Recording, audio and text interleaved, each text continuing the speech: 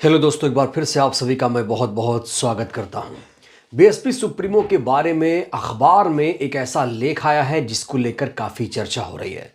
दरअसल जब से बीएसपी सुप्रीमो ने यह ऐलान किया है कि वो एकला चलेंगी, अकेले ही चुनाव लड़ेंगी, इसको लेकर लोग विश्लेषण कर रहे हैं और तरह तरह के लेख भी सामने आए हैं। हमारे हाथ में ये अखबार है और इस अखबार में बीएसपी सुप्रीमो के बारे में भी लिखा गया है। और ख़ास बात यह है कि फ्रंट पेज पर नहीं, ये संपादकीय का जो पन्ना होता है उसमें बीएसपी सुप्रीमो को जगह दी गई है। विश्लेषण किया गया है, विश्लेषण करने की कोशिश की गई है कि आखिर एकला चलने के पीछे मायावती जी का उद्देश्य क्या है। आखिर वो एकला क्यों चलना चाहती हैं, वो अकेले चुनाव लड़ेंगी तो उन्हें फायदा होगा या नुकसान। इस अखबार में दोस्तों, इस अखबार में विस्तार से चीज़ें दी हैं। ये लेख मैं आपको बता दूं बहुत बड़ा है और जो महत्वपूर्ण बिंदु हैं लेख के वो मैं आपके साथ आज डिस्कशन करने वाला हूं।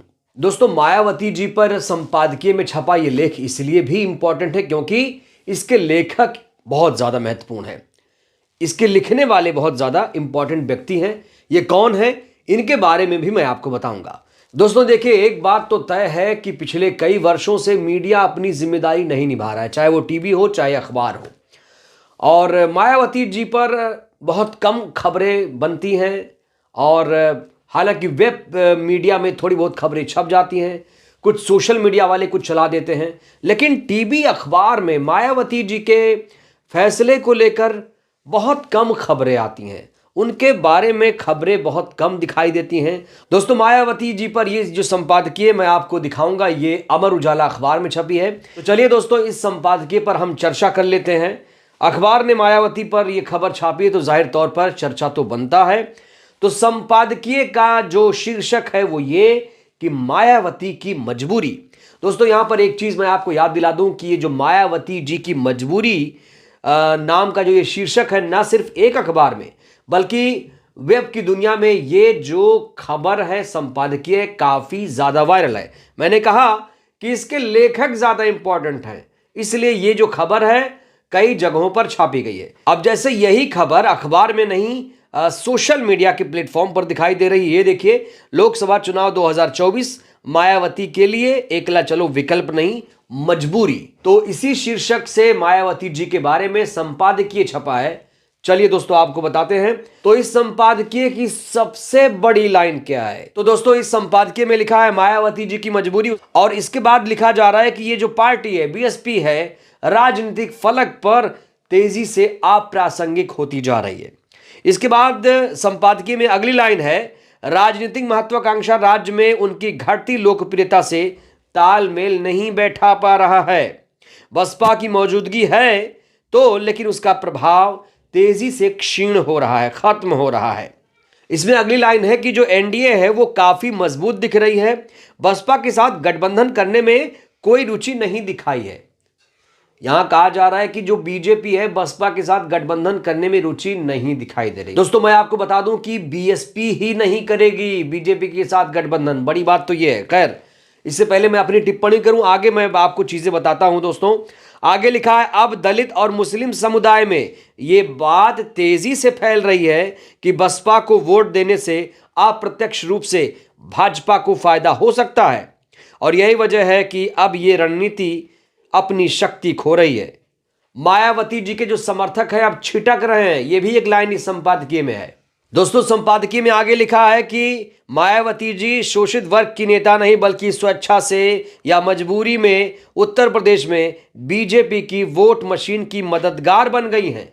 आगे है, जब सपा के साथ 2019 में गठबंधन हुआ तो 2019 में बसपा की सीटें 0 से 10 पर पहुंच गईं, जबकि सपा की सीटें आधी होकर 5 रह गई हैं।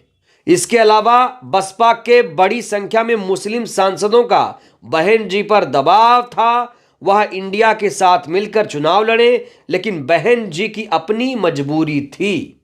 पत्रकार महोदय आगे लिखते हैं कि मायावती जी का यह दावा भी ठीक नहीं है कि उनकी पार्टी गठबंधन के बजाय अकेले ज्यादा बेहतर चुनाव लड़ती है। तो गठबंधन को लेकर भी इन्होंने कहा है कि जो गठबंधन की वजह से बीएसपी हारती है, इसको लेकर भी कहा गया है कि ऐसा नहीं है।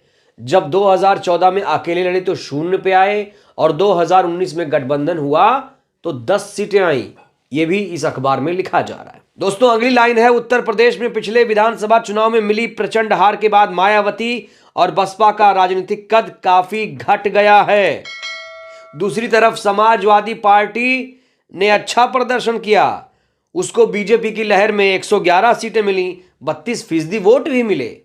आगे लिखा है, मायावती जी को इंडिया गठबंधन से बाहर रखने में अखिलेश की निर्णायक भूमिका रही है, इसमें आश्चर्य नहीं होना चाहिए। और दोस्तों संपादकीय की आखिरी लाइन है कि ऐतिहासिक अतीत वाली पार्टी राजनीतिक फलक पर तेजी से अप्रासंगिक होती जा रही है। तो बसपा की लोकप्रियता घट रही है, बसपा सुप्रीमो से लोग छिटक रहे हैं और बसपा का जो ग्राफ है वो लगातार गिर रहा है। दोस्तों आप जान लेते हैं कि ये लेखक हैं कौन। देखिए लेखक बहुत इंपॉर्टेंट है, लेखक वरिष्ठ पत्रकार हैं, इनका नाम है अजय बोस। अजय बोस साहब का परिचय ये है कि इन्होंने बहन जी की जीवनी भी लिखने का काम किया है। जी हां दोस्तों, बहन जी नाम से एक किताब आई थी जिसके लेखक हैं अजय बोस। तो दोस्तों अजय बोस साहब ने मायावती जी की मजबूरी पर जो ये टिप्पणी की है, जो ये विश्लेषण किया है, आपको क्या लगता है? क्या अजय बोस साहब ने सही विश्लेषण किया है? क्या जो पॉइंट आउट कर रहे हैं वो ठीक है? और बसपा सुप्रीमो को क्या अब नई रणनीति बनानी चाहिए? क्या अजय बोस साहब ये कह रहे हैं कि बसपा को बीजेपी से गठबंधन कर लेना चाहिए? क्या बसपा को इंडिया के साथ चले जाना चाहिए? क्या बसपा को समाजवादी पार्टी के साथ चले जाना चाहिए? लेकिन एक चीज दोस्तों जो यहां पर लिखी गई है कि समाजवादी पार्टी की वजह से 10 सीटें बसपा को मिली, ऐसा मैं नहीं मानता। क्योंकि देखिए 2019 में जब सपा के साथ गठबंधन हुआ था तो 38 सीटों पर बीएसपी ने चुनाव लड़ा था। 38 सीटों पर, 80 लोकसभा सीटें उत्तर प्रदेश में और 38 सीटों पर चुनाव लड़ा था। 27 सीटों पर दूसरे पायदान पर बसपा के उम्मीदवार थे, 10 सीटों पर जीत हासिल की थी। और जहां तक 2014 का प्रश्न है तो कहा जा रहा है कि भाई मोदी लहर आ गई थी, लेकिन एक सच्चाई जो लोग नहीं बताते हैं, 2014 में बसपा के कई उम्मीदवार दूसरे स्थान पर थे, बीजेपी को कड़ी टक्कर दे रहे थे। तो दोस्तों बहन जी की जीवनी लिखने वाले वरिष्ठ पत्रकार अजय बोस साहब ने जो ये लेख लिखा है, मायावती के लिए एकला चलो विकल्प नहीं मजबूरी है, क्या वाकई मजबूरी है या इसके पीछे कोई और कारण है? आपको क्या लगता है? बीएसपी सुप्रीमो ने जो अकेले चुनाव लड़ने का फैसला किया वो आपको कैसा लगता है? इस पर आप क्या कहेंगे? और ये जो लेख है संपादकीय का, इस पर भी अपनी टिप्पणी, अपनी प्रतिक्रिया आप लोग जरूर दीजिए। वीडियो को लाइक करिए, चैनल को सब्सक्राइब करिए, सहयोग करिए, वीडियो को जन जन तक पहुंचाइए जिससे देश की जनता जागरूक हो। जय भारत, जय संविधान, शुक्रिया।